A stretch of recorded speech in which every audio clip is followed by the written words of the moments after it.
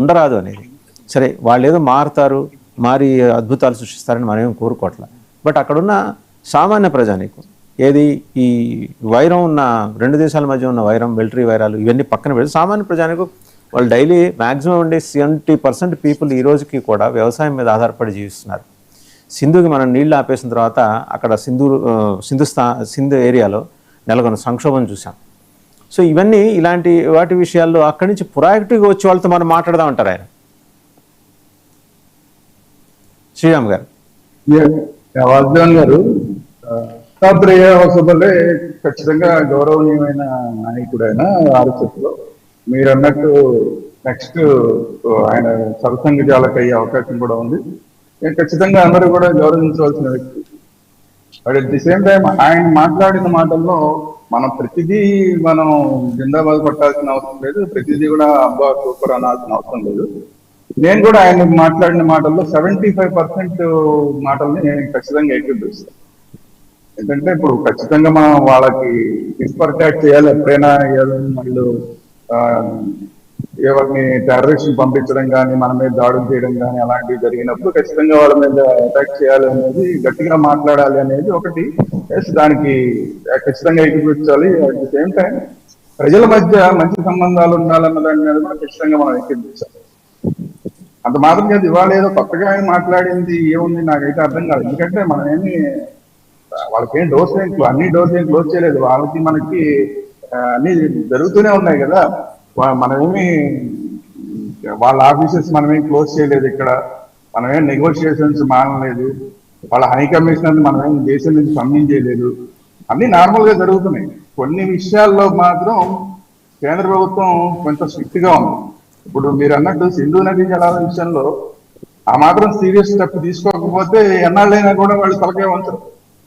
ఇప్పుడు మనం వాళ్ళతో మనం సంబంధాల కోసం అని చెప్పి మనం అర్జెంట్ గా పరిగెత్తి కావలించుకుందాం, వాజ్పేయి దాకా కావలించుకుందాం అంటే వాజ్పేయి గారు అసలు ఆ స్థాయి వేరు. వాజ్పేయి గారి స్థాయి ఇప్పుడు ఉన్న ఏ నాయకుడికి వస్తుందని నేనైతే అనుకోవట్లేదు. ఎంత పెద్ద నాయకుడికి మనం చెప్పుకున్న పేర్లు వాజ్పేయి గారి స్థాయి వస్తుందని నేను అనుకోవట్లేదు. కానీ at the same time Vajpayee నాటి కాలంలో కూడా వాజ్పేయి గారు ఏదైతే సృహద్భావ వాతావరణాన్ని సృష్టించే ప్రయత్నం చేశారో వెంటనే ఏం జరిగిందో కూడా మనం చూసాం. సో అందువల్ల ఏంటంటే అవతల వాడు ఎలాంటి వాడు అన్న దాన్ని బట్టి కూడా మన యొక్క చర్యలు ఉండాలి. ఏదో మనం ఇప్పుడు అర్జెంట్ గా భారత హైకమిషన్ మనం మూసేయలేదు కదా, హైకమిషన్ మూసేయలేదు, అవన్నీ పనిచేస్తూనే ఉన్నాయి. But at the same time క్రీడలు సాంస్కృతిక సంబంధాలు అన్నప్పుడు కొన్ని క్రీడల్లో పర్వాలేదు. ఎందుకంటే ఎమోషన్స్ ని ఫ్లేరప్ చేయని క్రీడలు అనేకమే ఉన్నాయి, వాటిల్లో పర్వాలేదు. కానీ క్రికెట్ లాంటి క్రీడల్లో ఎమోషన్స్ ఇమీడియట్ గా ఫ్లేరప్ అయిపోతాయి. అది ఏంటంటే ఇప్పుడు మనం పాకిస్తాన్ ని ఓడించాం అనుకోండి, వెంటనే పాకిస్తాన్ లో చాలా పెద్ద గొడవలు అవుతాయి, వాళ్ళ మీద దాడులు చేయడం, అక్కడ ఉన్న క్రీడాకారుల మీద దాడులు చేయడం, ఇట్లాంటివన్నీ జరుగుతాయి. అంటే ఆ స్థాయిలో ఉంటుంది. అట్ సేమ్ టైం పాకిస్తాన్ మీద మనం టీం ఓడిపోయినా కూడా మన వాళ్ళందరూ పైకి మనం పాకిస్తాన్ లో లాగా టీవీలు పగలగొట్టేసి అందరి మీద దాడులు చేయకపోయినా లోపల బాధపడతారు. సో ఇట్లాంటి ఈ క్రికెట్ లాంటి క్రీడల విషయంలో మనం అంత ఓపెన్ గా ఉండాల్సిన అవసరం అయితే లేదు. ఆ ఎమోషన్స్ ని క్లియరప్ చేసే దేంట్లో మనం ఎలా ఉండాలి అన్నది మనం కేటగారికల్ గా మనం మాట్లాడుకోవాలి తప్ప ఓవరాల్ గా క్రీడలు అని మాట్లాడేస్తే అది కరెక్ట్ కాదు. రెండోది సినిమాల విషయంలో కూడా అంటే సినిమాల విషయంలో కూడా పాకిస్తాన్ కి సంబంధించిన నటీనటులను తీసుకొచ్చి ఇక్కడ యాక్టింగ్ చేయిద్దాము, ఇలాంటి ప్రయత్నాలు గతంలో జరిగినప్పుడు కూడా వాళ్ళందరూ మిస్యూజ్ చేశారు.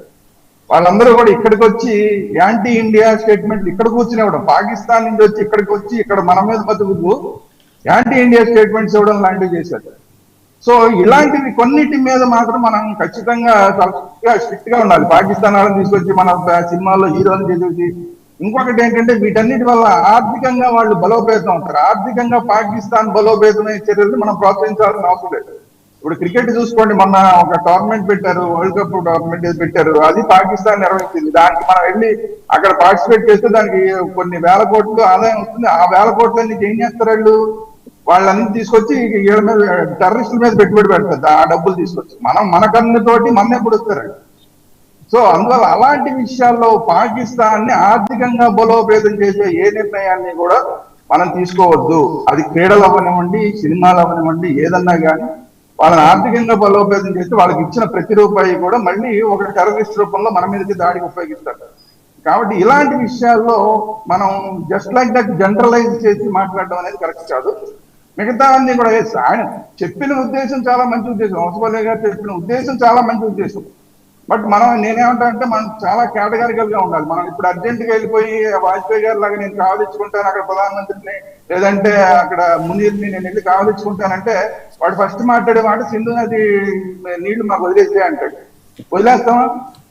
అందువల్ల ఏంటంటే ఎక్కడ పట్టుకోవాలి, ఎక్కడ విడవాలి, ఈ రెండు కూడా ఈ పట్టు విడుపులు అనేది మనకు తెలిసి ఉండాలి. వాటి దగ్గర మాత్రం ఏ మాత్రం కాంప్రమైజ్ కాకు. అట్ ది సేమ్ టైం ఇంకా చాలా మంది అక్కడి నుంచి చాలా మందికి మనం వీసాలు పాస్పోర్ట్లు ఇవ్వడం విషయం వస్తే మన దగ్గర నుంచి కొంతమంది యూట్యూబర్లు తీసుకెళ్లి వాళ్ళు వీసాలు ఇచ్చి ఏం చేశారో మనం చూసాం. అవి కూడా మనకి వచ్చినాయి.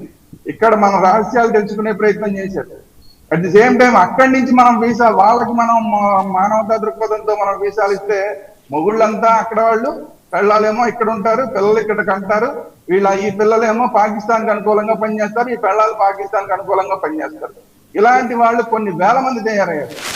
మనం మానవతా హృదయంతో చేసిన ఇలాంటి పనులు ఎంత డేంజర్ కి తీసుకొచ్చినాయి అనేది ఇప్పుడు మనకి ఇంటెలిజెన్స్ సంస్థలు మొత్తుకుంటున్నాయి రోజు. సో ఇలాంటి విషయాల్లో మనం కేటగారికల్ గా ఉండాలి. వీసాలు కూడా ఎవరి పడితే వాళ్ళకి ఇచ్చేయడానికి అవకాశం లేకుండా ఎవరికి ఇవ్వాలి, కేవలం టూరిజం కోసం వచ్చే వాళ్ళకి ఇవ్వాలి. ఇచ్చిన వాళ్ళకి కూడా వాళ్ళు ఎంతకాలం ఉండాలి, ఒక 3 నెలలకు మనం పర్మిషన్ ఇస్తే ఇమీడియట్ గా వెనక్కి వెళ్ళిపోయాడా లేదా కూడా మనం ఖచ్చితంగా చూడాలి. చూడకుండా వాళ్ళని వదిలేస్తే ఇక్కడ వాళ్ళ పిల్లలకి అనేది ఆ పిల్లలు కూడా పెద్దవాళ్ళు అయిపోయి మనవరాళ్ళు ఇలాగ అయిపోతుంది. కాబట్టి ఏంటంటే నేను అనేది హౌసబలే గారు చెప్పినంతా కూడా 100% ఆయన మంచి మాట చెప్పారు, మంచి హృదయంతో చెప్పారు. But at the same time ఆచరణలోకి వచ్చేసరికి వీటిని కేటగారికల్ గా మనం ఆచరణలో పెట్టాలి తప్ప హౌసబలే గారు చెప్పారనో ఇంకోటి చెప్పారనో 100% దాన్ని అమలు చేయడానికి అవకాశం లేదు. రైట్ సాంబశివరావు గారు, అంటే there is a valid point, valid ఇప్పుడు దుర్గా శ్రీరామ్ గారు రైజ్ చేసినట్టు.